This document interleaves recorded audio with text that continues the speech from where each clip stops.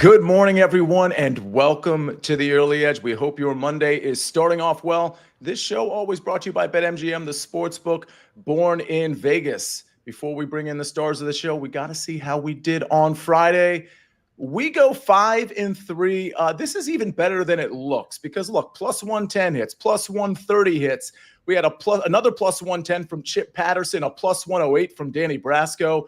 This was a very good day, and frankly, the Tristan Lawrence top 30 at plus 180. He double bogeys his final hole, shoots 2 over on a very easy back nine. He just kind of gave it away there. We should have had that one too, but we will absolutely take 5-3. Shout out to Amax for hitting his baseball pick as well. Shout out to Joe Neuenfeld, Rick Funkin, Eric Baz, Lydia's in here, Jason Pogwist, KC3, Macho Alpha. I gotta point out before we bring in the stars of the show, Joe Neuenfeld says Wednesday is going to be the worst day of his life because he won't be at Yankee Stadium.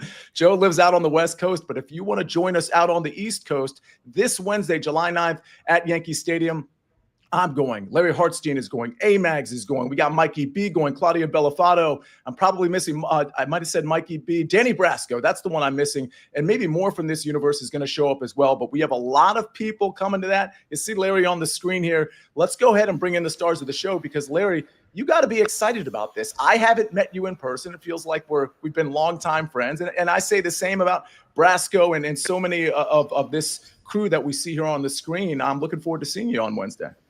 Yeah, I can't wait, Sia. And I'm in my new setup. I just moved, so forgive me if my technical setup is not where it needs to be today. But yeah, I can't wait to meet you. There is another person who's already confirmed who is a key member of our team. I might let him share that himself. And then there's another big name from CBS who just told me he's a Yankees fan and he might be showing up as well. Oh, I left out one of the stars here, Larry, and I mentioned this on Friday's show. And I don't know if this is who you were thinking of, Larry, but Ben is going to be there as well. Ben Wittenstein, our esteemed producer, sometimes in front of the camera, but always behind it. He will be at the game as well. So we've got, I'm just leaving people out here because so many people are coming. If you want to join, the link to tickets is in the YouTube chat. The link is also in the podcast feed. So just click on the link and get yourself a ticket. And Larry, we might be giving away a ticket tomorrow as well to somebody who can actually make it to the game, who will be in the New York area. Larry, that's going to be, we're going to tweet something out today about that, but certainly tomorrow we're going to get that going in terms of picking a winner in this live chat. All right, let's go full screen here and talk about some picks. We got MLB. We got a lot of Wimbledon. We've got home run props. I've got an NFL future. But Tom, we got to get to your pick because right after your pick, I'm going to give out the SportsLine picks a little earlier in the show because one of our SportsLine picks pertains to Wimbledon. And I know, Mike, you have a pick for Wimbledon as well, but the Wimbledon SportsLine pick is at 10:30. So let's get started with some picks. Lead us off with Major League Baseball. Yeah, I'm going to go with the low-hanging fruit on Monday morning. I'm going to go against the Rockies. I like Boston on the run line today, and it's just a situation that presents itself. Colorado starter Austin Gomber, he hasn't gone over 5 innings in any of his 4 starts this year. And the Red Sox hammer lefties. They're batting .271 against them this season. So I don't think he's going to go deep into the game. And anytime you can feast off that Colorado bullpen that has the 5th highest ERA in Major League Baseball, you're in good position even if you start the game off slowly. Plus, the Rockies used 5 pitchers yesterday. So it'll be interesting to see how far they let Gomber pitch tonight. But you look at Boston, they're red hot lately. They're 5-1 in their last 6 games, and their 5 wins, they're averaging 9 runs. They've covered the run line in each of those games. So I think the situation sets up nice today, especially with Colorado coming off that short rest on Sunday and having used a bunch of pitchers. So give me Boston on the run line -1.5 tonight. All right, speaking of picks, we have Chris Kish confirming that he hit his pick that he put in the Friday chat. Don't forget, Chris Kish covers a lot of racing, F1 specifically. McLaren Practice 2 winner, if you recall. I think what he's suggesting here is he hit that pick that he put in the chat at -110 on Friday. So if you tailed that, I said that out loud on the show as well. So hopefully if you were listening to the podcast, maybe you caught that as well. Okay, we're going with the Red Sox run line. Let's jump ahead to the SportsLine picks, which is a little earlier than normal because, Mike, we know we have tennis starting very soon. Your pick is a tennis pick, and that's starting in the next couple hours. I do want you to give us kind of an update on what's going on in Wimbledon, whether it's from a futures perspective or just from a fan perspective. But the pick that starts probably in like 20 to 30 minutes or less is Andreeva versus Navarro, over 21.5 games at -130. This one courtesy of Jose Honorado. He gave this out in the free SportsLine Discord. Of course, that's free to SportsLine members. And I believe the number was a little shorter. The price was like in the -120, -125 range. It's jumped up to -130, certainly still playable. We go Navarro and Andreeva over 21.5 games. This one is projected to start around 10:30, 10:35. And then an MLB pick from Prop Bet Guy. We got Freddie Peralta under 17.5 outs at -130. Mike, I go to you before we hit any sort of break. Talk to me about those that need to catch up with Wimbledon or really aren't dialed in. Talk to me about some of the major updates. Well, on the men's side, we've got the big three, as expected, still alive.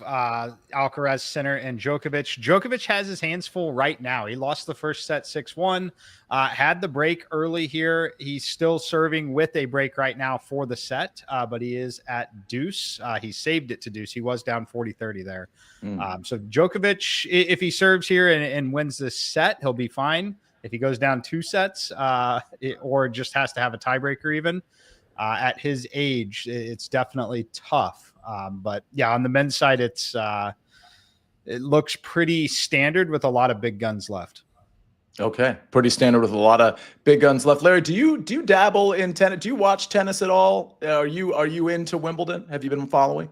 Not enough, but I do tail Mike's plays and Jose's plays, and I love it though. And I love to play it as well. All right, Danny Brasco in the chat, -300 now. I was going to bet Joker at -160 after he got smoked in the first set. Danny Brasco in the chat. You love to see that.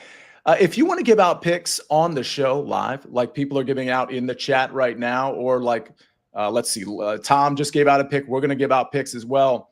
The fantasy football, here's one way to do it. The Fantasy Football Today Show is hosting a draft-a-thon to raise money for St. Jude's Children Research Hospital. To help raise money, we're auctioning off a chance to come on to the early edge and give out a play. We've done this before, and it went really, really well. We'll drop the link in the chat and in the YouTube and Spotify section so you can help us raise money and come on to the early edge to give out your pick live. A lot of people want to just come on and give out a pick for fun. A lot of people are aspiring cappers, and they want to come onto the show and give out a take and see themselves on video, maybe put a reel together or whatever the case may be. But again, Fantasy Football Today Draft-a-thon. This is just one of many things draft-a-thon related as we approach football season. But this one's certainly special to our show because it involves giving out a pick on the early edge. So check that out. Link and all the description of this is always going to be in the YouTube and podcast description. All right. We got to take a break. We got to get to Larry. We got to get to your pick. Mike, you have a Wimbledon pick that starts in a couple hours. I got an NFL future because, oh, by the way, we're London Fletcher days away from NFL season, which puts us inside 2 months, which is very, very exciting. If you have a favorite 59, put it in the chat. More picks after this message from our partners. When you need your sports news all the time, we've got breaking news to bring to you. CBS Sports HQ gives you a snapshot of all the sports that matter to you. When you need your sports in a snap, find it on CBS Sports HQ, streaming free anywhere you are. All right, we're back on the early edge, brought to you by BetMGM, and let's go back to Wimbledon. Mike McClure, talk to me about your pick this early this afternoon. We're going to go Jannik Sinner and Dimitrov. I'm going to go under 30.5 games. Yes, it is a very low number for a best of 5. This number definitely implies that we're getting a straight set victory for Jannik Sinner. And I think that's exactly what happens. I think he absolutely cruises in this matchup. I'm going to actually pull up the number where it's at currently. For just a simple straight set victory, it's at -200. I think that price point is truly correct and where it should be. I'm not interested in laying that with the variance in tennis at this point. I do, however, like going under 30.5 games, keeping in mind you can still cash the ticket in a very straightforward single break kind of straight set victory, right? 6-4, 6-4, 6-4. That keeps you under this total. I think we see multiple breaks of serve, though, in this particular matchup. So I like Jannik Sinner to absolutely dominate. Dimitrov, absolutely incredible run. something similar that could happen here happened last year. He had to withdraw in the 4th round of Wimbledon. He's almost always over the last 2 years run into injury/fatigue related injury deep into tournaments like this. He is 34 years old, taking on the 23-year-old Jannik Sinner on an extremely fast surface. I expect this one to be an absolute blowout. I really like the under 30.5 games here. I think it personally should be sitting right at that 29.5, where you couldn't cash it with a 6-4, 6-4, 6-4. So give me the under 30.5 games here for Sinner and Dimitrov. All right, under 30.5 for Sinner and Dimitrov and -110. John has a question for you, Mike. He says, do you like Navarro money line +135? I lean there. I will admit I have not bet a ton on the women's side here. I like betting the women's stuff on clay a little more than I do on grass. So typically at Wimbledon, it's mostly just the men's side that I bet, which is best of 5. Keeping in mind, women's matches are still best of 3. Having said all that, I do lean towards Navarro, but if I had to play something, I would play Jose's play of over. Typically, if you're leaning money line underdog, you're going to also be leaning over on total games. Okay. Love to see that. I also love to see the comment by Chris Kish. Mike, you, me, and Rick will be on the early wedge on this SportsLine YouTube channel tonight at 7 o'clock for the Scottish Open, which I already have a bunch of picks. If you watched our quick look yesterday during the morning show, there's a lot of guys I already like. So that's going to be a very interesting show. And Chris Kish says, shout out to the early wedge, turned $17 into $260 through DFS. Nice work, gents. I think that's the beauty of DFS. And just the beauty of just betting in general, especially betting golf, is you can bet very responsibly and have $17 down. And especially in DFS, if you have a good week, it has to be a good week, don't get me wrong, but you can turn 17 into 260 and have that bankroll really last you. So Chris, thanks for the comment. Mike, I thought from Monday's show specifically, we were on fire. There was a couple of guys that I got on too late in the week after the DFS show, which actually hurt me. But the picks we gave out on Monday and Tuesday during the Best Bets show, I mean, I thought we had a really, really clean card for the most part. And a lot of those lower end and mid-tier guys like you being on Emiliano Grillo really helped a lot of people out. So Chris, thank you for that. 7 o'clock tonight for the DFS show. All right, Larry, let's move back to Major League Baseball. We're going to get to home run props. We're going to get to my NFL future as well. But Larry, talk to me about Shane Baz. Yeah, Shane Baz has been on a tear lately. 11 Ks last outing, 9 Ks the game before, 4 straight outings with at least 6 strikeouts, and one of those was against the Tigers.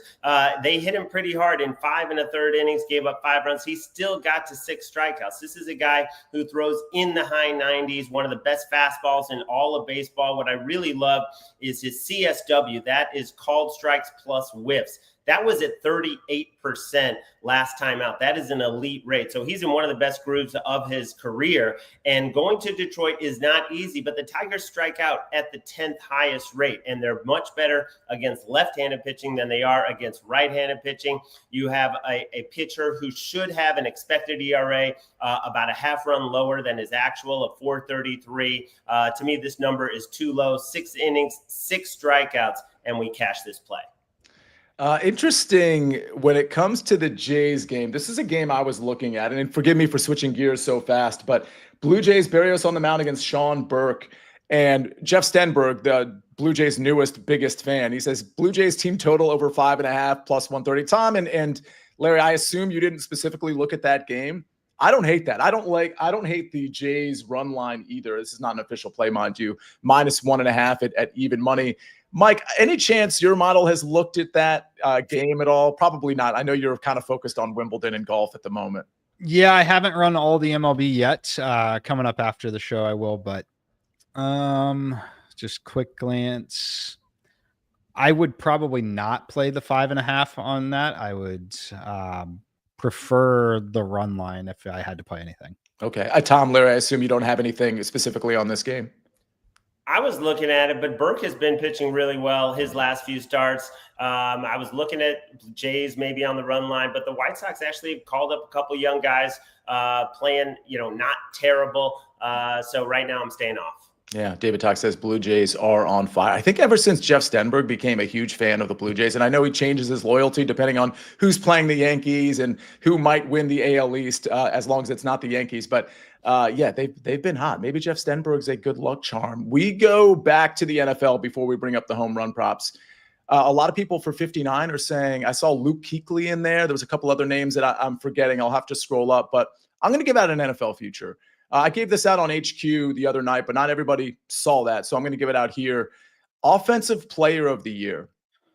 I don't know how you don't go with Jamar Chase at plus 950. Now, always with futures like this, there's always the injury concerns and things of that nature. But what I love about Jamar Chase for Offensive Player of the Year, and frankly, what I love about potentially Joe Burrow as MVP, is that the Cincinnati Bengals, as constructed last year, it's the same team this year. They have a terrible defense. They didn't really help themselves that much in the draft. They drafted a couple of defensive guys, but I don't think they're going to be super high impact right away. They didn't get much in free agency on defense. What does that mean for the offense? It means the offense, Joe Burrow, behind what's a terrible offensive line, is just going to have to sling the ball to T. Higgins and Jamar Chase. And Jamar Chase last year, again, same type of construction this year than last year. Jamar Chase last year led the league in touchdowns with 17, in yards with 1,700 plus, in yards after catch, in targets and receptions.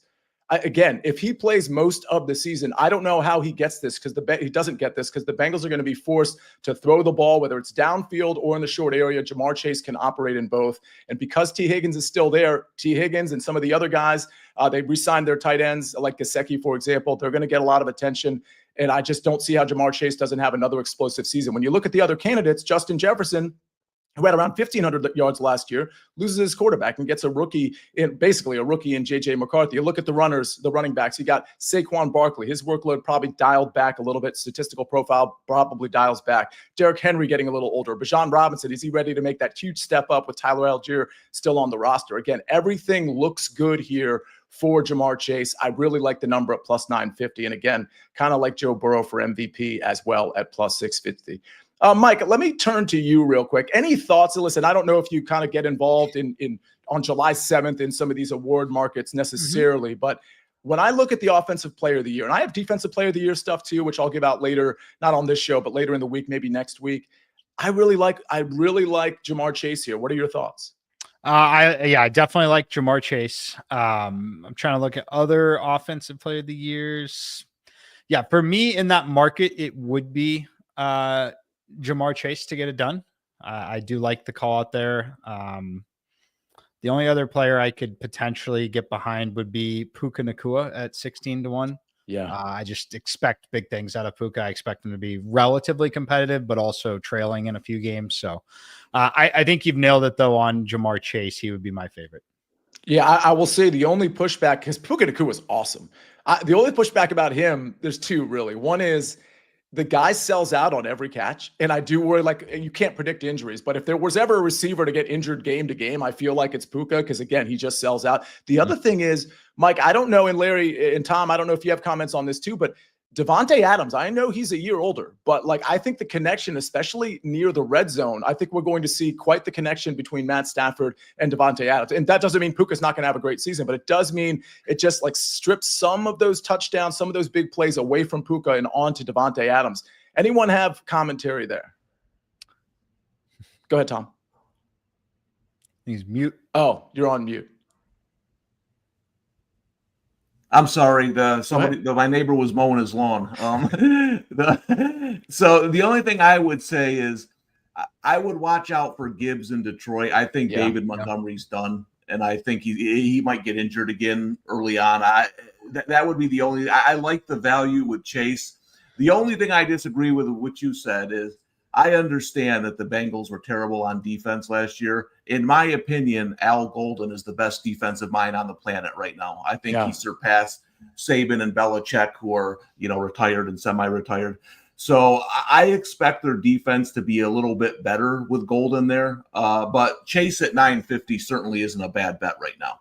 Yeah, Gibbs is interesting. I wonder if they're ready to give him like a true 3-down role. But so, and also you got to understand too, when it comes to the Lions, different OC, how well is that offense going? But obviously Gibbs is somebody to fear. He would probably be maybe the first guy that I would be worried about after Jamar Chase. Although Derrick Henry's certainly up there at 14-1. Larry, go ahead. Yeah, we'll see how good Al Golden is because, Trey Hendrickson's still not in. Shamar Stewart, the first-round pick, which I think was a mistake, a guy who only had 4.5 sacks in college. You take him 17th overall because he's a freak athlete. But when you don't have those two guys, I just don't think they improved at all on defense, and they were already horrific on defense. So, yes, he will get a ton of kudos if they're even respectable.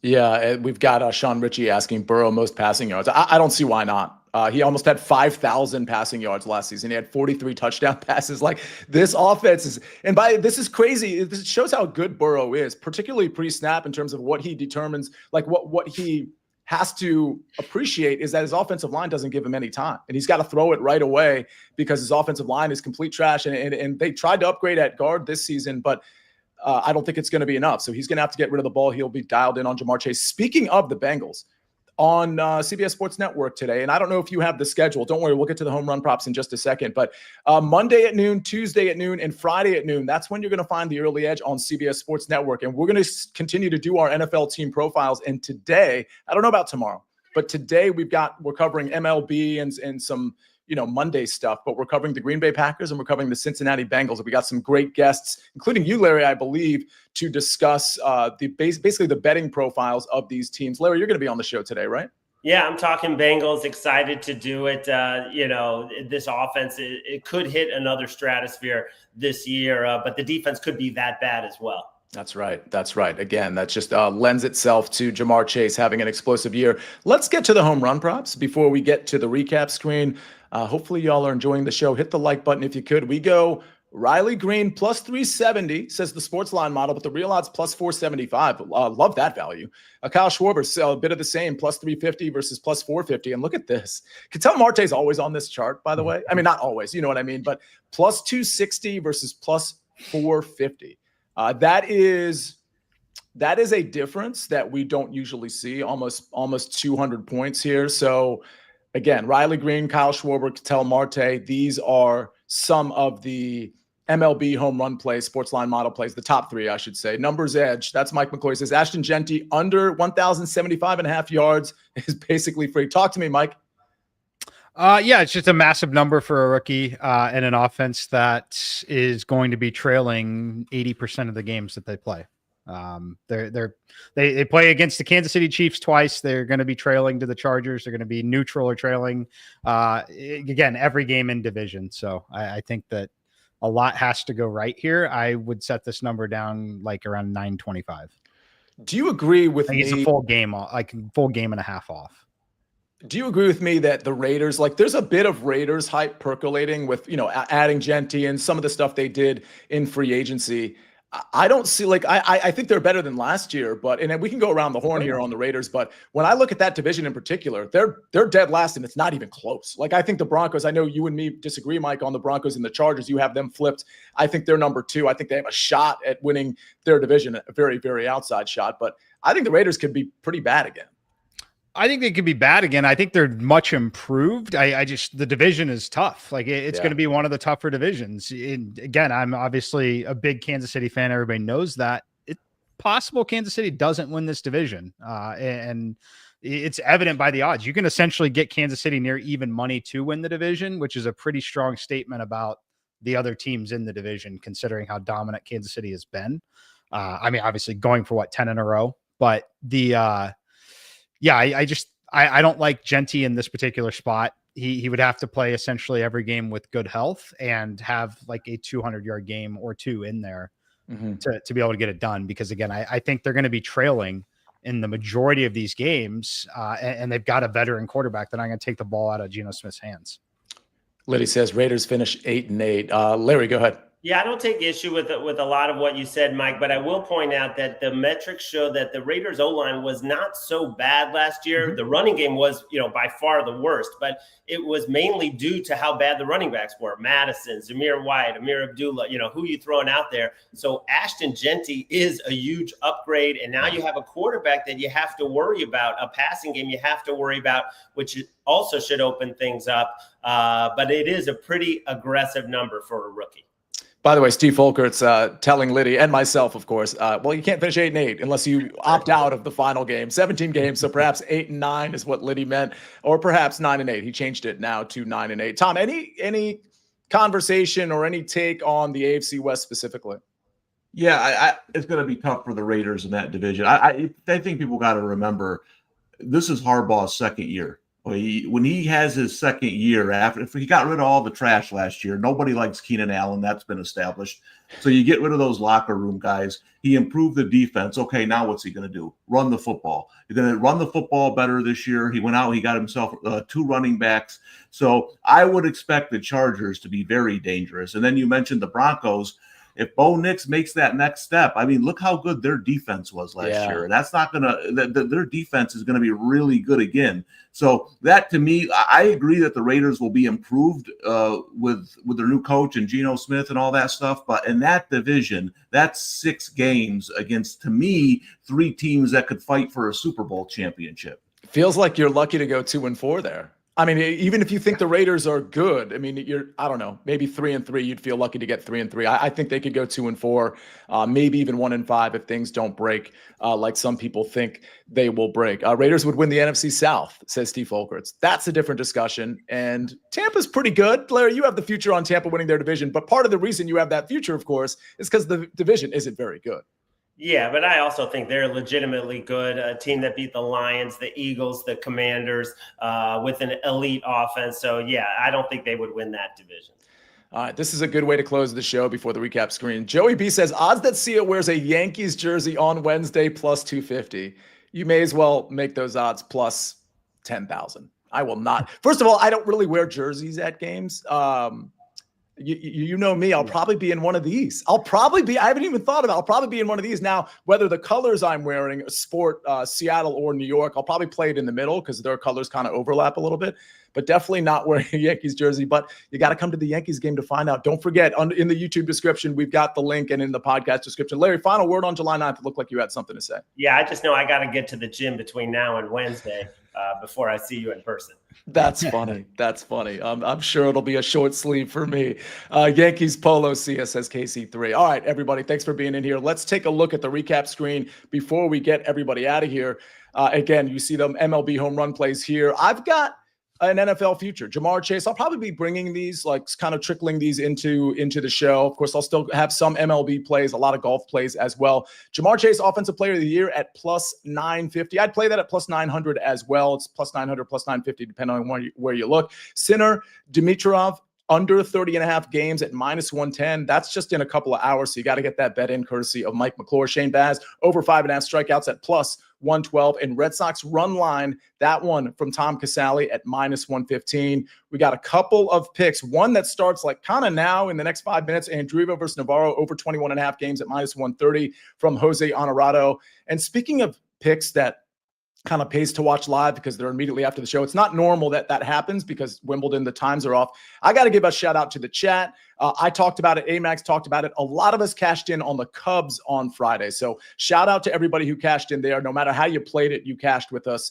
Strong lean in that department from the show. Freddie Peralta under 17.5 outs. That's the other SportsLine pick. Minus 130. That one courtesy of Prop Bet Guy. All right, ladies and gentlemen, that was a great show. We always try to sneak a lot of NFL in there. Don't forget, more NFL on CBS Sports Network today at noon, tomorrow at noon, and Friday at noon. But of course, we're going to be covering golf, MLB, WNBA, soccer, you name it. The Early Edge has it, not just here, but on CBS Sports Network. Thank you, Larry. Thank you, Tom. Thank you, Mike. Thank you, Ben. See some of you on July 9th. And don't forget, we're going to be giving a ticket away tomorrow. So make sure you're in this live chat. If you can make it to the game, that ticket absolutely could be yours. Otherwise, get tickets now because we only got a couple of days left. So manage to get in New York if you're not already there and meet most, if not most, a lot of the Early Edge crew, including myself. Thank you, everybody, for joining the show. Have a great and profitable Monday. Stay positive regardless. We rest our case.